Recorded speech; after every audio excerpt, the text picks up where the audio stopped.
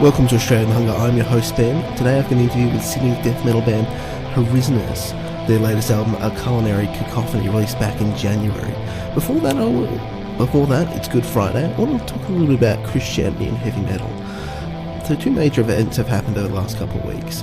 In the last few days, two concerts I believe have been cancelled in Malaysia, apparently under pressure from religious authorities in the country. Obviously I can understand why those particular religious people are annoyed. They view the weekend as holy, and these bands, I think often the lyrical content stand in opposition to it. But the fact is that I think it's just fundamentally freedom of expression. The point is that your view on life, your view of the world, is not everyone else's. And if they're not hurting anyone in these circumstances, then I think it really is wrong to take a stand against it in this way.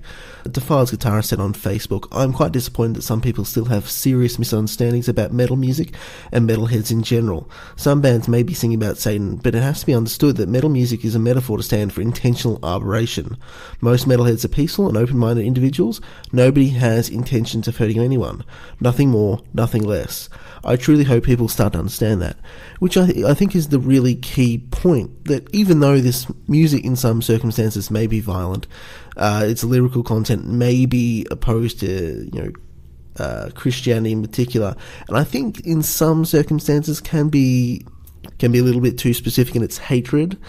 Damien Master in the Besogum episode talked a little bit about this, about some bands' lyrical content featuring killing of Christians, and I think that may be taking it too far. I'm certainly not going to go and protest a band which has those kind of lyrical themes. All these things need to be sort of taken in their own context and what it actually means. But I think fundamentally, people should let others be and let people go on with their lives. And this form of expression, to a large extent, is not violent. The shows may have physical aggression, but beyond that, I think you'd struggle to cite many instances of heavy metal people, heavy metal musicians, committing violence on a scale beyond that of the general population. Having said that, it kind of puts a dent in my argument, the fact that recently a man who was a heavy metal fan was arrested for burning several churches. The fact that they were several churches, so I think the majority of attendants are African American, perhaps puts a slightly different ideological slant on that. I don't believe we've got any specific evidence or statements about his intentions, but I think it's something we always need to keep an eye out for, to make sure that opposition, anti-authority is not expressed in kind of those ways. And the fact that this is just one individual, you don't see a swath of church burnings going on relating to heavy metal fans or heavy metal musicians. I think this is probably an isolated incident, possibly related more to white supremacy than heavy metal, but obviously we'll have to see. But yeah, so I think that has to something to be taken into account. But the fact that this is the one instance that I'm probably talking about in ages, I think really demonstrates my point. This is largely just music for the music, and it's blasphemy. But I think kind of a sort of just society is founded upon the ability of people to commit blasphemy in their own sort of spaces, in their own sort of concert halls, to do things that may not be acceptable to governments or may not be acceptable to religions. And I think that's a really important point. So I chatted to Yonn McLaughlin of Horrisonous, a Sydney death metal band. Really, really cool chat, because I haven't chatted to as many kind of straight death metal bands. They play in a more traditional style, very sort of going back to bands like Autopsy, a bit of a doomy approach. The album is called A Culinary Cacophony. I played 3 tracks from the album: Kuru Worship, Flesh Presented for Orgasmic Torment, and Nourishment through Excrement. This is Yonn McLaughlin.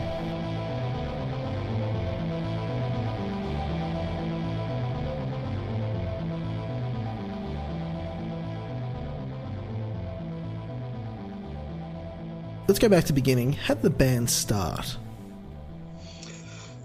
I think it all kind of started a few of us were in the band Backyard Mortuary a couple of years ago, and after we broke up, a few of the members, Bianca and Stu, ended up getting together on a new thing, and then after a little bit, they were after a vocalist, and I started doing vocals in the meantime, so I put my hand up, and then, yeah, here we are.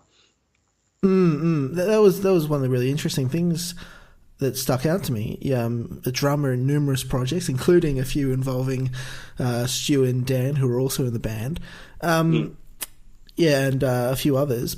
But vocalist for this particular band. Talk a little bit about how you sort of moved into that space. So I was playing in a more sort of like grind band called The Holiday Project that was started with a few guys I went to school with, and we just didn't really have a vocalist, so I just started doing some random screams in that. I mean, the songs were generally 15, 20 seconds long anyway, so I thought it couldn't really hurt. So we were doing that for a bit, and then, from there, our songs started to get a little bit more sort of more into the, I guess, kind of sludge sort of area. So obviously that ends up with your songs going from 20 seconds, up to about 10 minutes. So the vocals just sort of took a bit more sort of getting used to from there. And then, that was kind of it. I just sort of accidentally ended up from there. Just, we didn't know anyone else. And then here I am. Where did the name for the band come from? It basically means sounds very bad, which not that I think the music itself is bad, but it is sort of like from the get-go, we wanted the music to be disgusting and gross. And sort of when someone came across the word Horrisonous, I think it was just purely by accident, really. It just sort of fit the bill, and we all agreed. In general, what is the appeal of this kind of more old school style of death metal that you play? I guess, well, for me anyway, I mean, as far as death metal goes, the older stuff I just feel is the best. Not that I'm against newer stuff, but I mean, you can't beat the classics, your Deicide, Morbid Angel, and things like that. And so to me, I feel that it's a bit more, to go back to the last question, it's sort of a bit more dirty, disgusting sort of sounding than a lot of what you hear these days. So I think that's probably the main thing. And then I think songwriting is a big part of it as well. Whereas your bands like Deicide was fucking extreme, but they were actually well-written songs. Whereas now it just sort of seems, let's go 1,000 miles per hour from the get-go, or let's just chuck random silly breakdowns here and there for no apparent reason.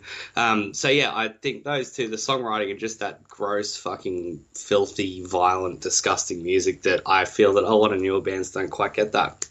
In terms of you guys playing live, I want to get to that first before I talk about the album. You played live at the Tote twice over the weekend. How did that come about, and how was it?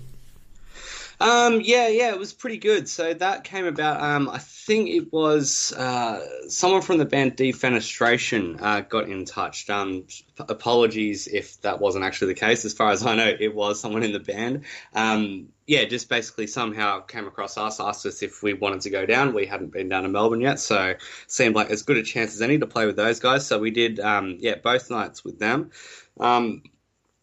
It was just, I guess going to, whether you go anywhere, Melbourne, Sydney, Canberra, whatever, it's kind of good to do a couple of shows while you're there. It's just sort of nice to play in somewhere different. So as far as them both being at the Tote, I mean, whatever, a gig's a gig, that wasn't really a huge deal. But both nights had great fucking bands. There was a band called Dead Root on the first night. They were killer.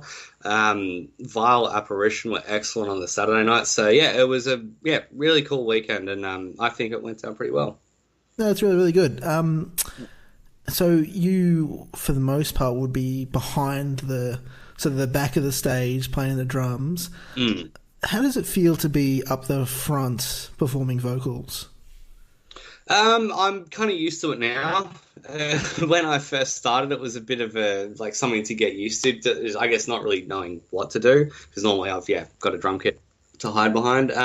But yeah, I've been doing it a couple of years now. We've played plenty of shows, and I feel like I'm at a stage now where I've kind of just figured out what I do, and yeah, it's not really a thing anymore. I just kind of get out there, and then before I know it, the show's done. Mm-hmm. Something I like to ask a lot of people when I'm talking about their live shows is, like, there's something you'd want to do, like approach to a live show, which you'd be aiming for to make it a good show. What is that for you?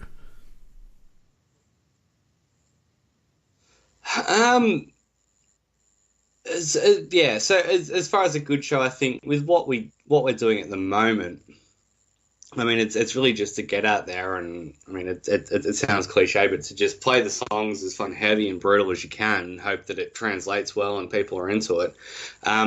What I'd like to do is, I mean, our latest album's been a lot about food and what have you. I'd like to get some sort of food theme going, whether it's I don't know, raw meat or something hanging all over the stage. I'd like that, but I think that's the thing that's missing from a lot of bands these days, is the whole making a show out of it, as opposed to like everybody's seen a fucking band play, and it's just great to see five guys up there. But if you can have something more to just make it a little bit more interesting, even if it is just even just a change of the lighting to what's normal, I mean, that is something that can make it better. But for the time being, it's basically just to get out there, play our best songs the best way we can, just make sure it's heavy as fuck, and people love it.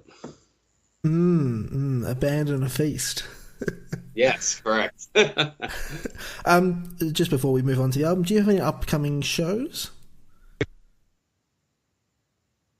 Not for a little bit. I know that there is something we're doing in Sydney in August. Off the top of my head, I can't remember the date. It's hasn't been announced yet, so I probably shouldn't say much. But there is something happening in August we'll be playing at. That's about it for the moment. But I mean, that is a couple of months away, so I'm sure there will be something in the meantime. Cool. So let's talk about the album. By way of getting there, let's talk first about the EP. You released it in 2016. Talk a little bit about. Yep. I don't know, like you guys are you've done a few albums. Actually, at that stage. Anyway, let me start that again. You're right.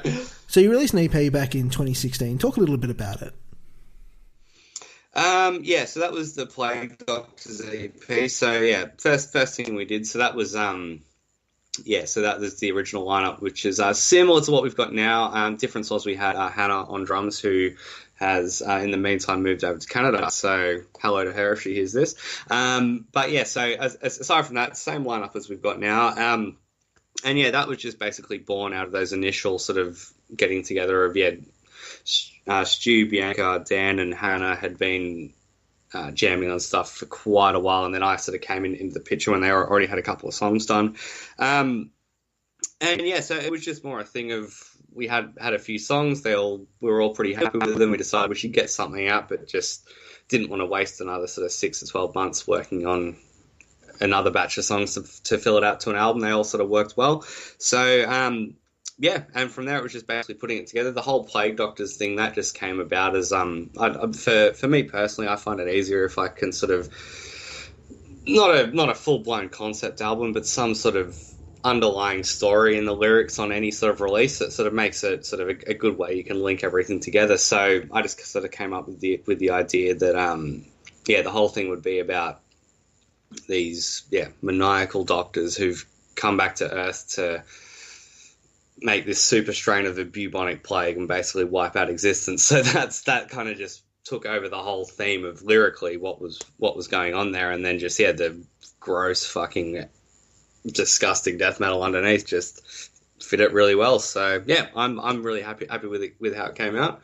And yeah, we still play some of those songs now, and they still fucking sound great. So as far as I know, we did pretty well. Definitely. When do you start working on your full length? It was kind of about the same time. So when we decided to do the recording, we just set aside a bit of time for that, and then in the meantime, Stu and Dan, they write majority of the stuff. They'd had some riffs and songs that they'd shared around. So yeah, it was probably around about the same time we were recording Plague Doctors, maybe a little bit after was the kind of the early stuff anyway. And yeah, we're just the sort of band that we don't really set aside specific writing time or gigging time or anything like that. We just kind of do what feels right at any given moment. And yeah, it just all kind of went from there. So it was kind of there wasn't a break in there.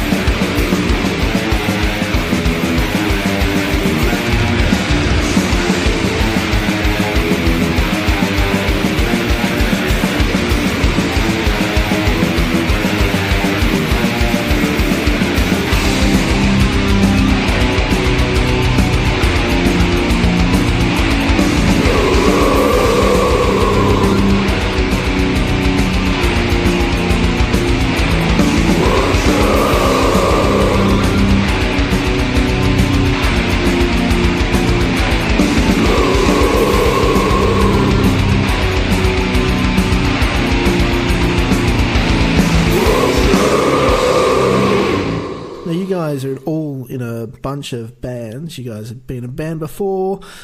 Releasing the EP, do you take any learnings away from that, working on the Culinary Cacophony? Yeah, a little bit. I think just as far as like sonically getting it to sound better, I think that's always that should be a given with any band. I mean, like, you don't want to release something one day and then release something that sounds like shit after it. If it's the other way around, it kind of makes sense. But yeah, so if anything, it was just the sort of thing of the Plague Doctors was almost like the DNA of the band, I guess, for lack of a better term, of like, this is the idea of what we want to achieve. And so with Culinary, it was more or less a case of saying, all right, it has to be better than that. The songs have to be better. The production has to be better. It just all around has to be better. Otherwise, it's just really not worth doing. And yeah, so I think sonically you can listen to them back to back, and yeah, there might be some similarities. It's the same people playing on the two things, but I think from a just sound wise, the album sounds way better. It's way heavier. It's just way more in your face, and yeah, it's really cool. So how do you, like, obviously you mentioned the other guys write most of the songs. How do they kind of come to fruition in the band? So for the most part, yeah, like, yeah, as I said, Stan and Jew write, yeah, pretty much all of it, really, for the most part, aside from little bits here and there. But yeah, it is a lot of the time a case of, yeah, one of them will come up with, yeah, either some riffs or a full track and just sort of send it around to the rest of us, and then that just kind of gives us a backbone of like what to work with from there. So whether or not the structure gets some changes, or we change some of the riffs around and things like that. But it's for the most part, it is just kind of those two writing on their own, and yeah, it pretty much works every time. And what about your vocals? How do you kind of fit those into the mix?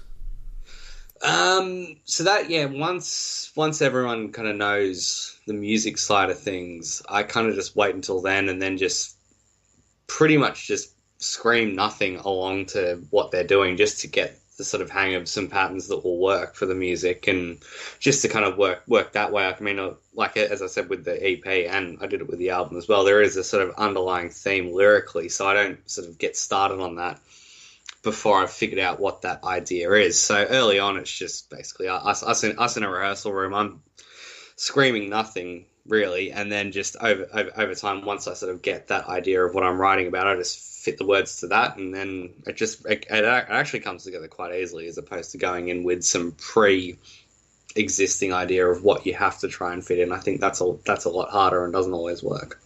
How'd you go about sort of figuring out that underlying ideas that's going to inspire the album? I mean, I hate to say it, it's usually by accident. It's usually a thing of, actually, you know what, it usually comes from when we do start playing the songs, and yeah, I'm just figuring out some patterns and what have you. I'll just get a few random ideas, and really from there, so it might be just sort of, I'll accidentally say a particular sort of phrasing of words, and then I'll sort of remember that. I think that's actually pretty fucking cool. What can I do from that? And so, yeah, so it is really by accident of just seeing what comes out when we are rehearsing, and then thinking, all right, that's a cool idea, and that's a really cool idea. Is it worth trying to chuck them together? Can I make something from that? And from there, it actually is quite easy. It just really comes together once you've sort of got that idea of, all right, we're going to sing about a massive plague that wipes out humanity, or we're going to sing about eating people. Once you've got that generic idea there, it becomes a lot easier to just figure out the rest and sort of put the rest of the lyrics together. I sort of struggle to listen to lyrics at the best of times, but I'm always fascinated by them. What approach does humour play in your lyrics? A little bit. I don't think that we're a funny band. We're not, say, for lack of a better example, we're not like Bloodduster, for example, where it is quite, I mean, musically it is quite serious, but there is some pretty silly stuff going on lyrically. To me, I take a lot of what I do more from like the Peter Steele Carnivore Typo Negative type of thing, where it's sort of a lot of dark humor in a way, I guess, and not trying to be too silly and slapstick. It's sort of, there is an underlying a bit of funniness there, more in like a satirical way than anything. But I guess at the end of the day, that just sort of came about of like, yeah, I love Typo Negative and those and yeah, everything that Peter Steele ever did, and also just to kind of entertain myself of thinking, well, bands usually just sing about the most gory, disgusting, violent things out there. That's all well and good. It's been done to death. How can I do that in a way that's going to give me a bit of a laugh at the same time, but also not cheapen the whole thing by being just, I don't know, silly and crass, I guess. One thing I was thinking about was, so I had an interview with a podcast on Saturday, and we were talking about kind of controversy within heavy metal, because that's something they've touched on in their podcast. And one of the guys actually brought up an interesting point where he sort of finds the whole death metal obsession with violence and gore weird. Like he's not a fan of horror movies. He doesn't listen to death metal. And so that kind of, I know that sort of was like, that's not really how I think about it, because I'm a fan of both of those things. I was wondering about your thoughts of, like, you know, it's kind of from an outside perspective seems a bit strange singing about, you know, death and violence and murder and that sort of stuff. You know what? I feel like it's one of those things where it's like some people get it, some people don't, and I think that's as kind of simple as it is, and especially these days, it's like extreme metal. Like extreme metal is as accessible as pop music these days. So it's sort of like your average Joe Blow that wouldn't have been exposed to this stuff if they unless they actually made an effort to go and look for it, would never have heard this sort of stuff. Whereas nowadays, everyone comes across it, and the people that don't like it seem to feel like they need to tell the world about it, which, whatever, they have, that's their right to do that. But at the same time, I just think if you don't get it, you don't get it. It's fine. It's not a big deal. You just need to think, okay, I gave the whole death metal thing a go. It's not for me. Move on, find something else. And I think that's a very strange thing that it nowadays seems to be important that everyone's opinion on everything is heard, when at the end of the day, it's really not that interesting and people don't care. Now, Peter Donahue, who you played with in Illimitable Dollar for a few years, he mastered this album. Talk a little bit about how it affects the process when you know the person who's working on it. It's kind of good in a way of like the thing of it's quite flexible, and I mean having Pete in the band, it was a thing of he from the get-go, he put up his hand and we already knew that he knew what he was doing when it came to mastering, so that wasn't really a big deal. And I guess it is just that sort of flexibility of you can work on your own time. You don't have to book in a specific session and all of that sort of stuff. You can just kind of send it on and say, all right, as long as it's done by this date, take your time, do what you need to do. So it is very nice in that way. I guess on the flip side of that, if you did need something in a hurry, it's probably not the best way to do it. But yeah, we're happy with how it all came out. Now, why'd you pick the title, A Culinary Cacophony? So that was, I guess, as I was saying earlier, the whole thing, predominantly the whole album is about human beings being eaten. So something about food sort of made sense to be in the title. And then I guess it's also a little bit of a sly tribute to Carcass. They had the Carnious Cacophony, so we've just taken that and just turned it into Culinary Cacophony, made it our own little spin on that. So yeah, hopefully they don't care, but I fucking love Carcass, so yeah, if anything, it's a good thing in my eyes. I mean, if referencing other bands or other albums wasn't allowed, there would be no heavy metal, let's be honest. Exactly. Everybody does it. Everybody's been doing it for years. I mean, we have a song on the album called Number of the Feast as well. It doesn't take a genius to figure out where that one's come from. So, yeah, again, it's kind of that sort of little bit of humor. It's sort of it makes me laugh. It makes the others in the band laugh. It's not meant to be overly slapstick or anything, but yeah, it fits the bill. A Number of the Feast was the longest track on the album. Talk a little bit about how that one in particular came about. It's actually pretty much two songs fused together into one. So it started off, the song itself is only about 5 minutes long, but then Stu came up with an outro sort of piece that worked quite well, so we just tacked that on. So that's what really bumped it out. So it's, I mean, you can compare it to some albums when there's the track called outro. We've just chosen to just stick it on the end of the song as opposed to give it its own little track. But yeah, it's sort of a good way to end the album off. Gets me to shut up for a couple of minutes, which I'm sure some people enjoy. So yeah.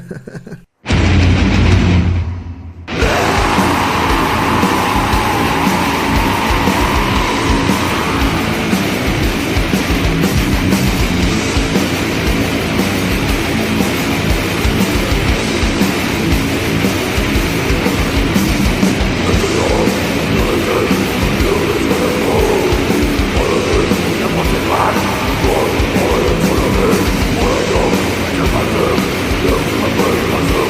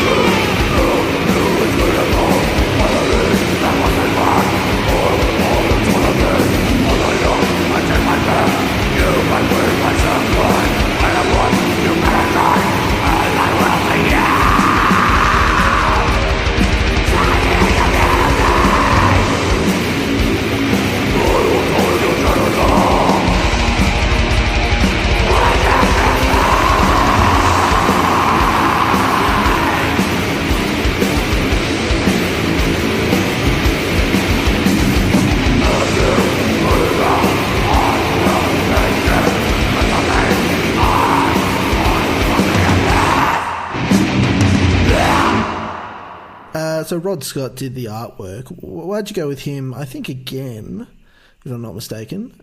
And what was his brief for the artwork?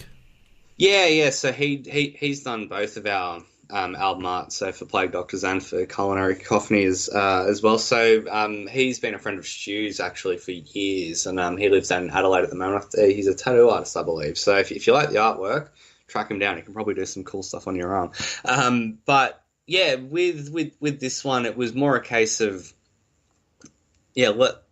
lyrically, sort of once I'd put all the sort of ideas together that were being sort of screamed about in all the songs, it was kind of, we started off with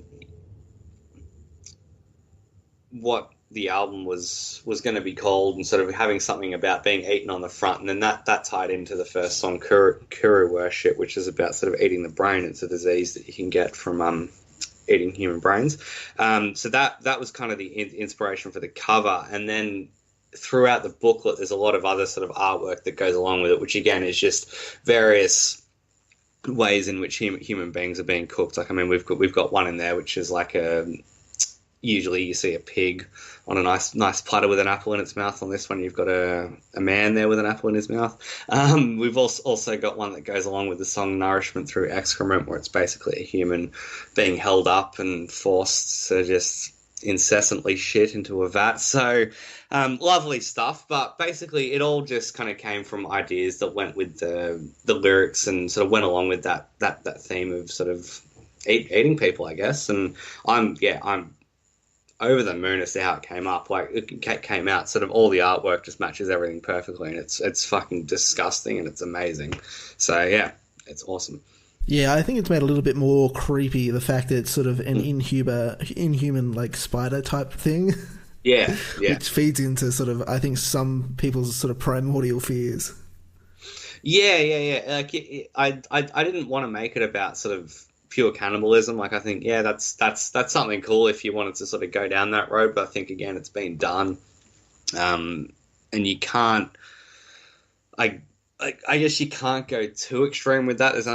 There are limitations of what human beings are capable of, and even though they can do the worst things imaginable, some sort of unhuman creature that has the ability to do wide scale human being feasts is just that little bit more extreme. So I kind of thought, yeah, once I had that idea, I was like, yeah, fuck yeah, I can go to town with this and just annihilate swaths of people at a time. And I think that was what sort of took it to that next level of just not being about a band like Macabre, for example, who sing about sort of serial killers, and that's all well and good, but it's like, this is wide scale mass murder. Not that that's a great thing, but in the context of death metal it works. So So something that you've mentioned specifically as part of the music, something that's very, I think, become very implicit as part of the lyrics, is disgust.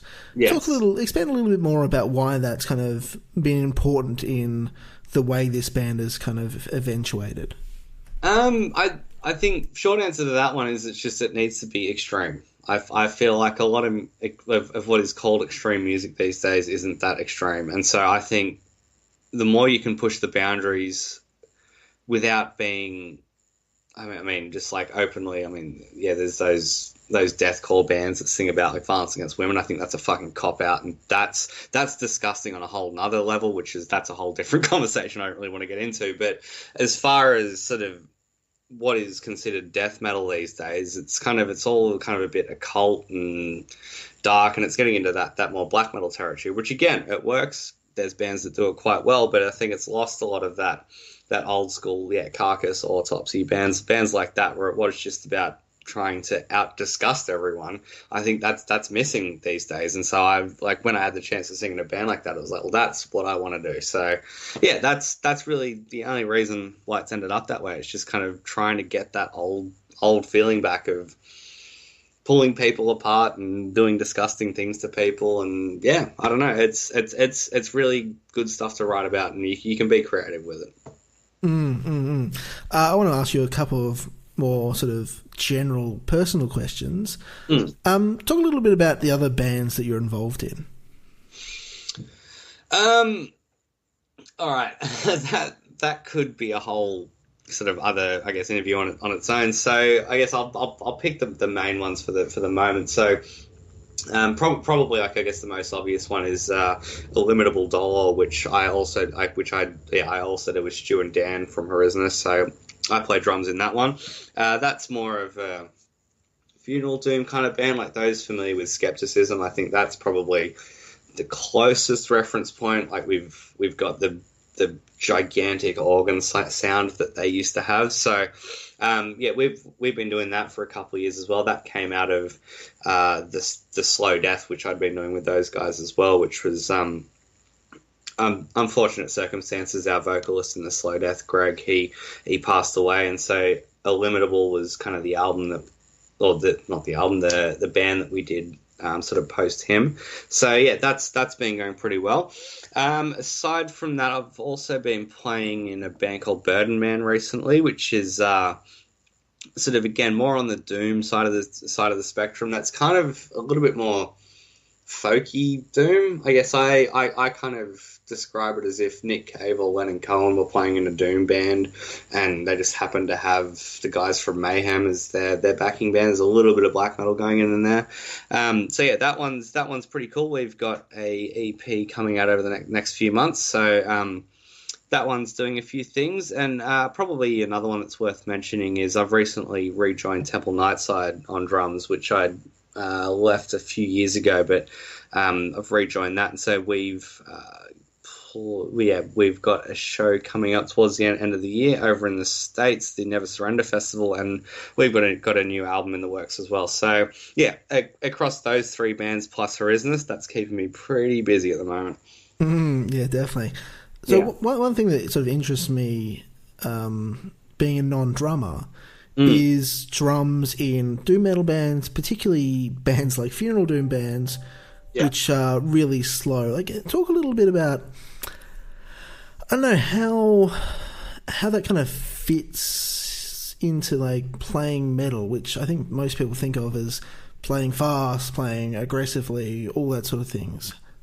Well, I think that the bare bones metal, just in general, it all comes from rock and roll, which you just really take the bones of AC/DC, Led Zeppelin, Black Sabbath, all your standard bands that you sort of mention in these sorts of conversation, and then metal is just that taken in every other extreme direction, whether it's fast or slow. So, I mean, from that, bands just started getting faster. You had Motorhead, next thing you had Napalm Death, and then there you go, you've got your blast beat and extreme, like, death metal, black metal. That just kind of writes itself from there.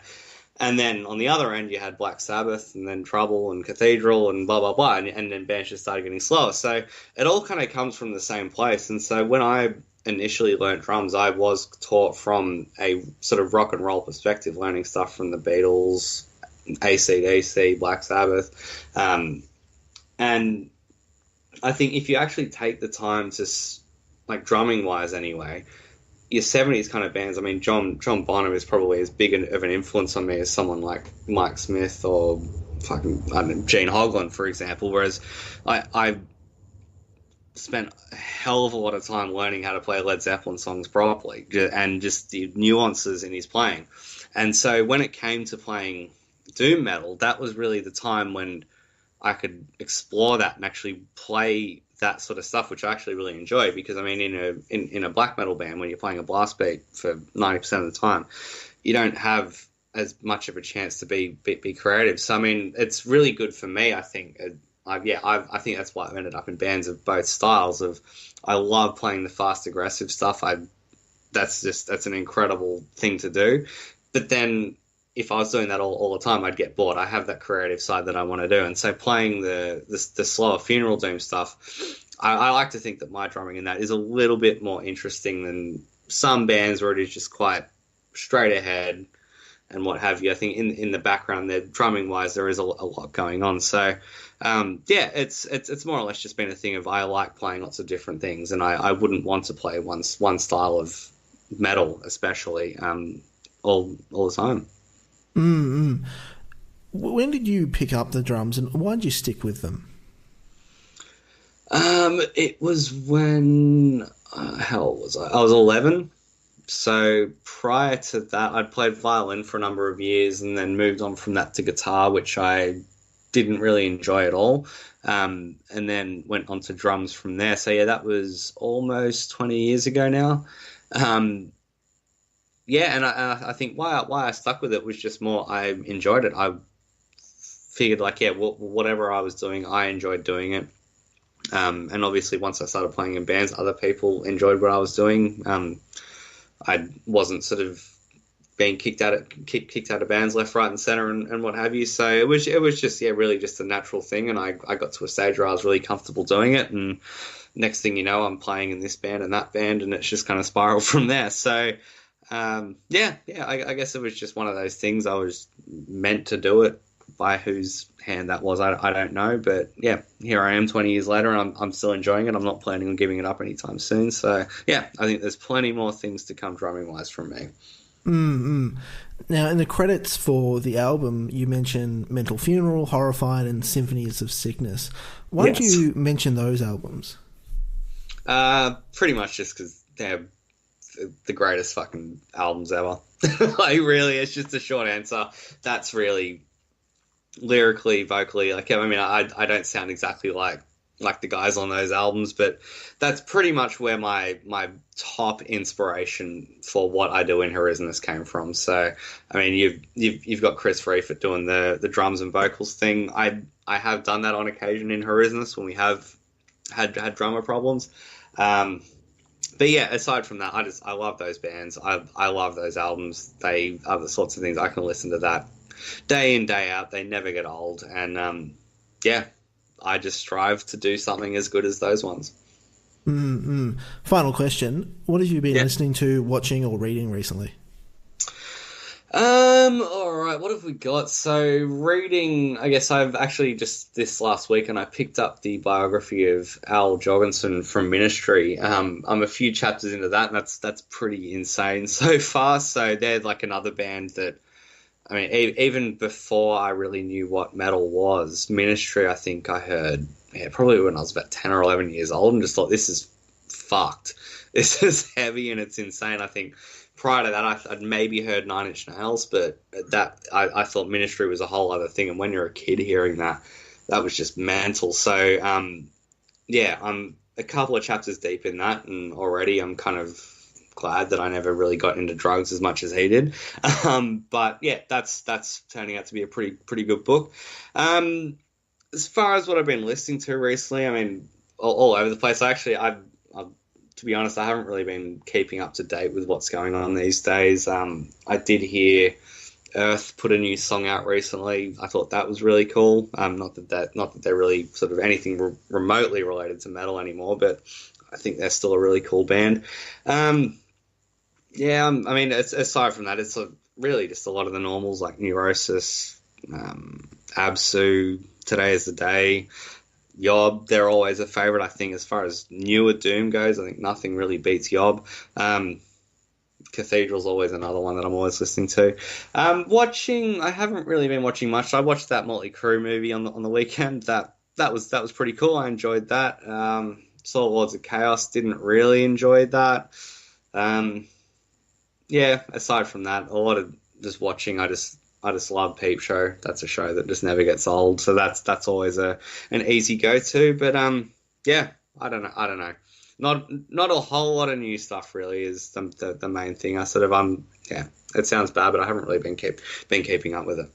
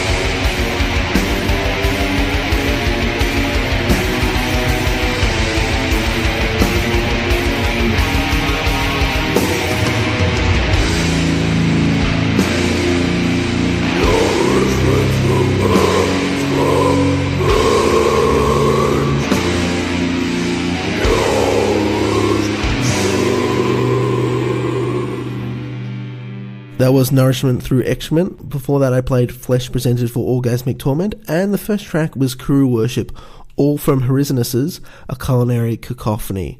Thanks to Yonn for talking to me. Before I leave you, I don't want to give you a recommendation as much as talk a little bit about some of the music I've been listening to this week.